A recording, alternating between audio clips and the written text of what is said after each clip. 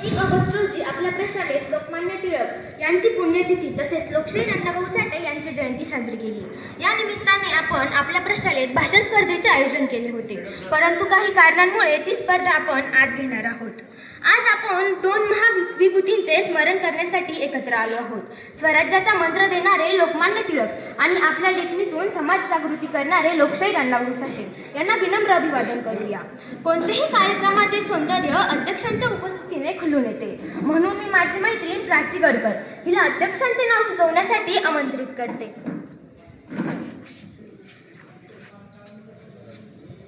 मी आजच्या कार्यक्रमाचे अध्यक्ष म्हणून आपल्या प्रशालेतील सर्वांचे लाडके, सर्वांना प्रिय असणारे क्रीडा प्रमुख भुतेकर सर यांना विनंती करते की त्यांनी आजच्या कार्यक्रमाचे अध्यक्षस्थान ग्रहण करावे।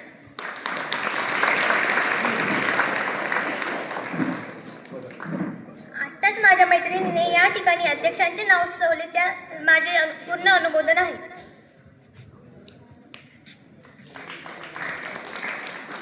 महान व्यक्तीच्या विचारांनी समाजाला दिशा मिळते। लोकमान्य टिळक आणि लोकशाहीर अण्णाभाऊ साठे यांच्या प्रतिमेचे आपण पूजन करूया। सर्वप्रथम मी कार्यक्रमाचे अध्यक्ष श्री आदरणीय भुतेकर सर यांना विनंती करते की त्यांनी प्रतिमेचे पूजन करावे।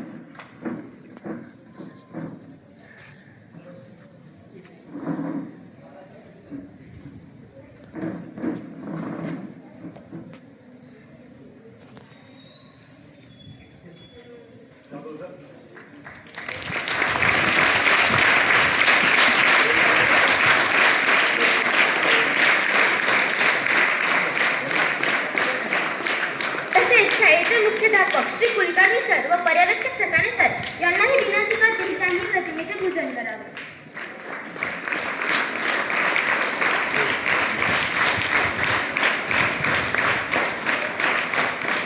तसेच सर्व शिक्षक व शिक्षिका यांनाही विनंती आहे की त्यांनी प्रतिमेचे पूजन करावे।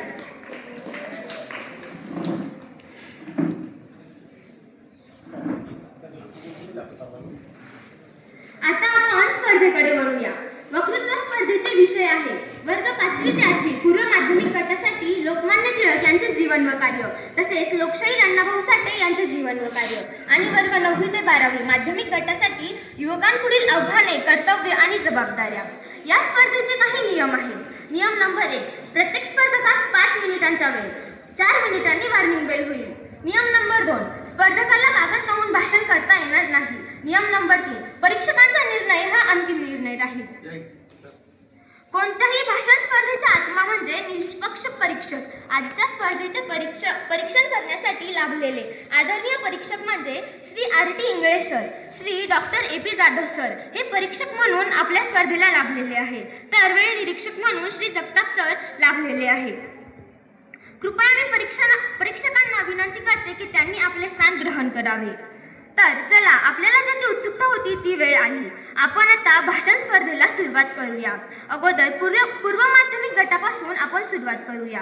पूर्व माध्यमिक गटातून सर्वप्रथम येत आहे गायत्री जाधव, 5वी अ ची विद्यार्थिनी।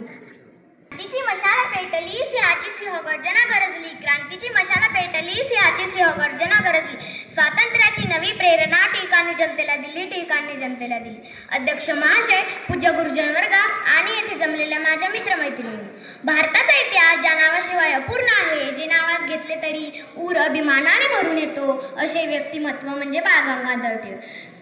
सर्वप्रथम टिळकांच्या प्रतिमेस अभिवादन करून मी माझ्या भाषणास सुरुवात करते। रत्नागिरी जिल्ह्यातील चिखली गावी 23 जुलै 1856 रोजी एका तेजस्वी सूर्याचा जन्म झाला।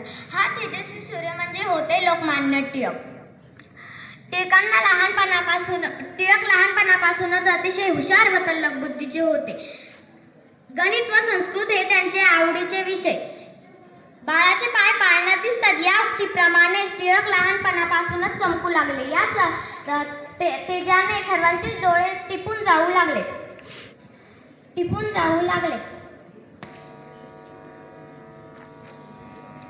टिळकांच्या लहानपणीची एक गोष्ट, गुरुजी जेव्हा वर्गामध्ये गणित शिकवत होते त्यांनी काही उदाहरणे दिली। सर्व मुलांनी उदाहरणे लिहिली व सोडवण्यास सुरुवात केली। टिळकांनी मात्र एकही अक्षर लिहिले नव्हते। गुरुजींनी विचारले तेव्हा त्यांनी न पाहता न लिहिता सर्व उदाहरणे सांगितली। हे बघून गुरुजी चकित झाले।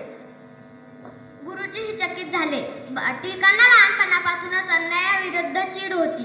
त्यांनी लोकजागृतीसाठी मराठा व केसरी हे वृत्तपत्रे सुरू केली. मराठा व केसरी हे लोकांना त्याचबरोबर लोकांनी एकत्र यावे म्हणून त्यांनी गणेश उत्सव व शिवजयंती हेही सुरू केले. लोकांनी एकत्र यावे व त्यांच्या मनात राष्ट्रत्वाची भावना निर्माण व्हावी हा त्यामागील उद्देश होता.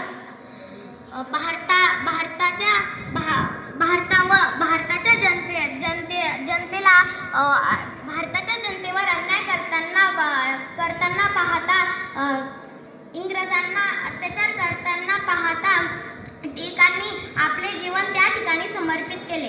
अशा या थोर नेत्यांचे 1 ऑगस्ट 1920 रोजी निधन झाले. जाता जाता एवढेच म्हणे, देश को आज़ाद करने की जिनमें थी खूब ललक, देश को आज़ाद करने की जिनमें थी खूब ललक, उनका नाम है लोकमान्य बाल गंगाधर तिलक, उनका नाम है बाल गंगाधर तिलक.